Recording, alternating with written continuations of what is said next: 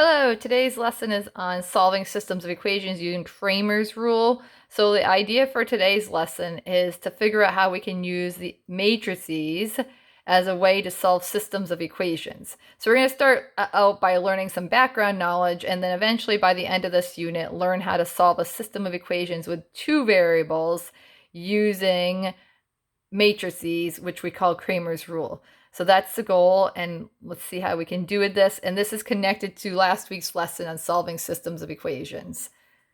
So the second order determinant is it's kind of an idea. It sort of looks like a matrix, but we use straight lines for a determinant. So if we have A, B, C, D as our second order determinant, to solve this, we cross multiply. Not the same as cross, it is the same idea. We're going to cross multiply. We're going to multiply on the diagonal, and we're going to subtract in between. So we're going to multiply on this diagonal, and we get BC. So the product of AD minus the product of BC, that is a second order determinant. So anytime you see this with the straight bars, not the matrix bars, not the ones with the corners bent in, the straight bars, it's not an absolute value sign with a matrix inside it. This is what you're going to use, AD times BC, and that's how you're going to solve. So let's look at these examples together. So if we go A times D, so 1 times 7 is 7, minus going the other way, 2 times 6 is 12. The answer is negative 5. Okay, and we do this one, 9 times 2 is 18, minus going this way, 3 times 6 is 18. The answer is 0. And then number 3, 4 times negative 5 is negative 20, minus 2 times negative 1 is negative 2. And if we do that, we get negative 18. Okay, so you're going to do the same thing on these. Again, you can grab a calculator or whatever. Make sure you go on the correct order. So upper left going across and then going the other way. Always make sure you subtract in that order. Don't switch the order. Okay, so that is a second order determinant. So now we're going to talk about the diagonal rule. The diagonal rule is what happens if your determinant has 3 values instead. So this is A, B, C, D, E, F, G, H, I. Again, we're just using letters alphabetical. It doesn't really matter what you use. This is generic formula. So if you have a third order determinant, you can't do the diagonal rule. There's lots of extra numbers. Although we are going to do something with diagonals that works differently. So what the first step is in the diagonal rule, step 1, is to copy the first 2 columns to the right of the determinant. So I'm going to show that. Now let's see if I can color code this. So step 1, we're going to do in purple. We're going to copy the A, B, C, and the D, E, F to the right, just as exactly as it is. Just take those first 2 and copy them right over there. Okay. Step 2, okay, is you're now going to draw in your diagonals.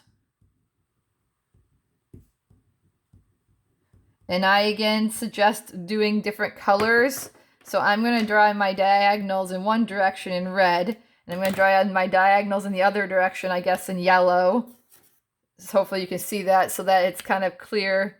Maybe I'll use orange instead. I just want to, red and orange are close. Let me try this bright blue color. Okay, so that it's going to matter a lot to make sure you follow this. So the diagonals are going to start in the upper left again, and diagonal across there, there, and there. So you need to have 3 in each diagonal. We started with a 3 by 3. So you're drawing those diagonals, and then you're going to do the same thing like we did before, and start in the lower left and do the diagonals. 1, 2, 3. Okay, so that is how you're going to figure this out. And then what are we going to do to solve this? This is the formula. So you take and you multiply the numbers and the diagonals together. So step 3 is now we're going to multiply diagonal values, and then you're going to add them. So let's start with the red, and hopefully you can see my red pen, but I want to just make sure it matches. So you're going to multiply A times E times I, and then you're going to add it to the product of D times H times C. You're going to add that to the product of G times B times F. And then separately, you're going to do the blue diagonal, C times E times G plus F times H times A plus I times B times D. And then your next step, step 4, is to subtract the second diagonals from the firsts. So basically, you're going to take these two sets we just created here, so like these values we got here, and subtract them. And that's what we're doing for step 4. When you finish that, you're going to have a single value, just like we did on these ones here. So that's what happens if you have a 3 by 3 determinant. You have to follow the diagonal rule. So it's always easier to see with numbers. So we're going to go try an example right now with the numbers here. And we're going to do the I do one together. So again, I'm going to copy the first 2 rows right next to it. So step 1, 0, -2, 0, 2, 3, 4, 5. And then again, I'm going to color code my diagonals. So there's 1 diagonal, 2, and 3. And I'm going to start just doing these. So you're going to multiply. -2 times 4 is -8 times -1 is 8. 3 times -3 is -9 times 2 is -18. 1 times 0 is 0. 0 times 5 is still 0. And you're going to add those together, and then that's the answer for that part. Now we're going to do the diagonals going the other way. So always start on the left side, upper, lower left, going upward. And then this one here. And again, 2 times 4 is 8, times 1 is 8. 5 times -3 is -15, times -2 is 30. -1 times 0 is 0, times 3 is still 0. And if I add those together, I get 38. And then the last step is to take these 2 values and subtract them. And they again have to be in this order. The upper left subtract the bottom left. Starting with the bottom left. And so if I do that, 28 is the answer. Oop, that was bad math. We're going to add these together because they're both negative. So the answer is -48. Apology. So let's do the same thing for number 10, and then you can try some on your own. So again, we're going to copy the first 2 columns over. And then we have -4, 0, 5. And then we're going to take our diagonals and draw them in.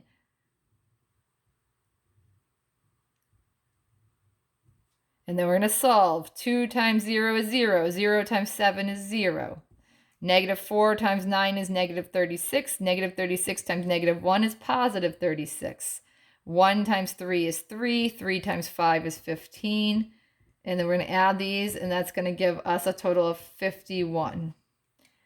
All right, and then we're going to do the other direction. -1 up through here, the 5 up through here, and the 7 up through here. And if we multiply -1 times 0 is 0, times 1 is 0. 5 times 9 is 45. 45 times 2 is 90. 7 times 3 is 21. 21 times 4 is -84. If we add those, 90 and -84 is 6. And then remember the last step is subtract. 51 minus 6 is 45. So that's what you're going to do to find 3 third-degree determinants. 3 by 3, you're going to do 12 and 13.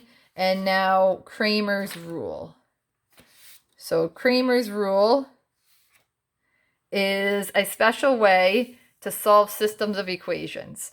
So we're going to write out, if we had a system of equations that's 2 by 2 set into standard form, so ax plus by equals m. We're using generic letters for this.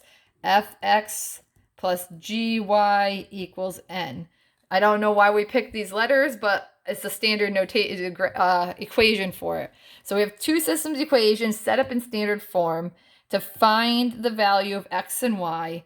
X equals m n b g over a b f g, and y equals a f m n over a b f and g. If you look at the bottom two, they're the same. So you don't have to calculate that twice. You can calculate it once and then put it on the bottom as a denominator on both.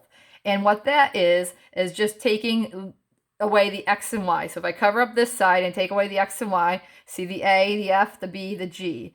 Okay, right here, a, f, b, g, just copied down. That is the denominator. So that one's usually easy to remember. You don't have to memorize this ever, but just so you can see. These ones are a little more complicated, but if you look at the x, the m, and the m is there. And then if I cover up, I'm trying to find x, so almost think about covering up x.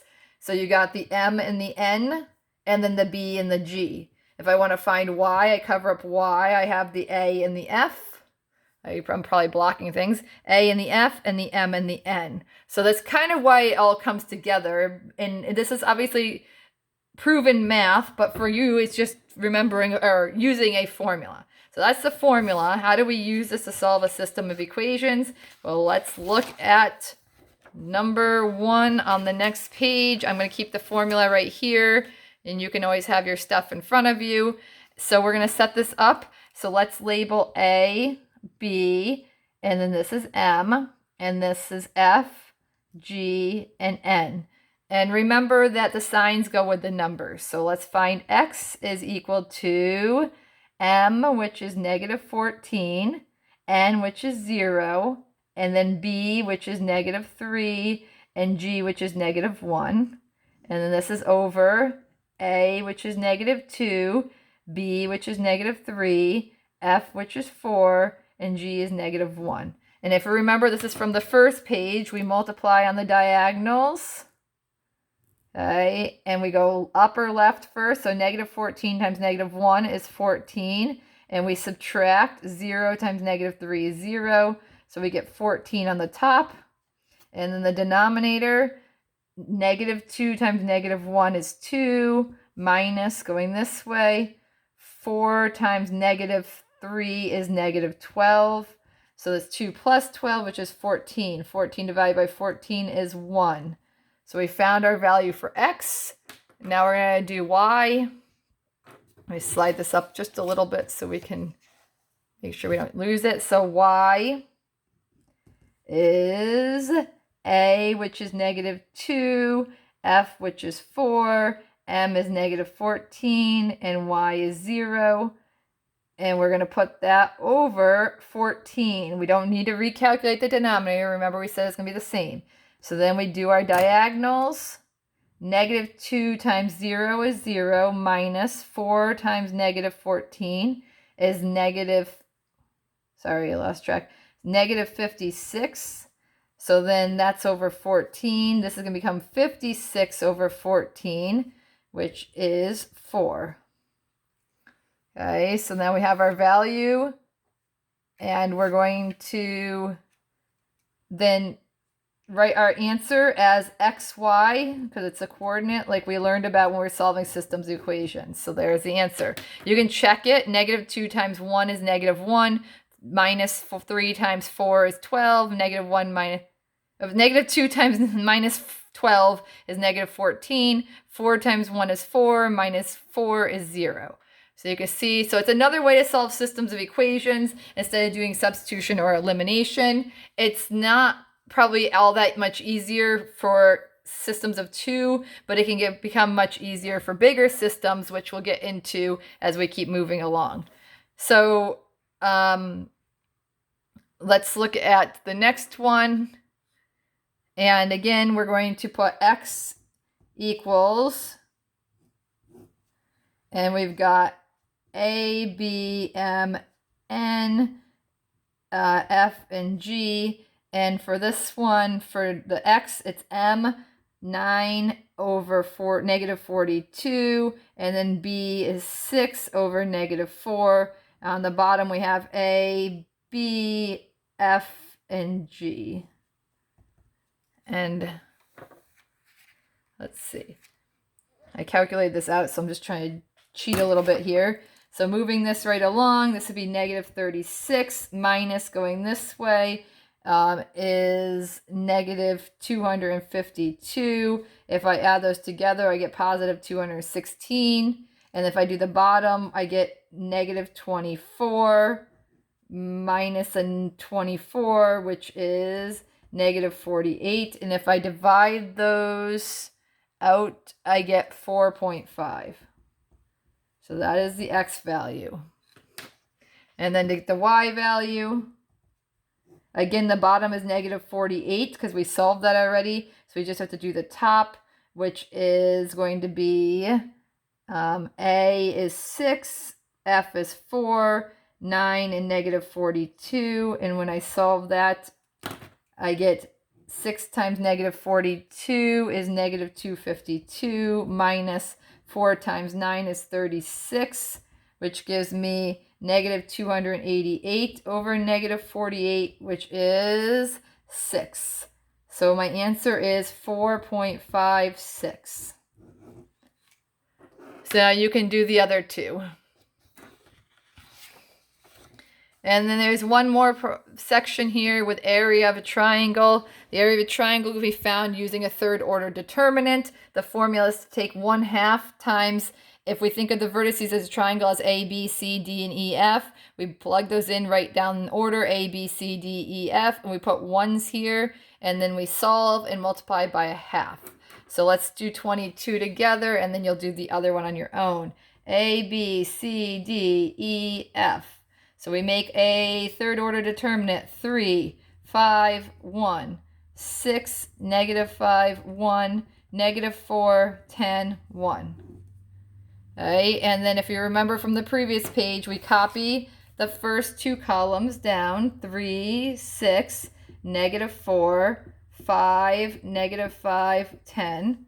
All right, and then we do our diagonals. So 3 times negative 5 times 1 is negative 15. Right? And then 5 times 1 times negative 4 is negative 20. And then 1 times 6 times 10 is positive 60. If we add those together, we get 25. And then we're going to do the same thing going on the diagonals the other way. Negative 4 times negative 5 times 1 is 20. 10 times 1 times 3 is 30. And 1 times 6 times 5 is 30. If we add those together, 50, we get 80. Okay, and then we're going to subtract. So we get negative 55. It is the absolute, and then we're going to take that and divide by 2. So it's 1/2. You do the absolute value of this number because we can't have a negative area. And we divide it by 1/2. 55 divided by 2 is 27.5. So that is units squared. So that's how we find the area of a triangle. And you can use that anytime for the rest of your life if you want to find the area of the triangle. You can make a third order determinant, solve it, and then multiply it by 1/2, and you have the area of a triangle. Have a good day.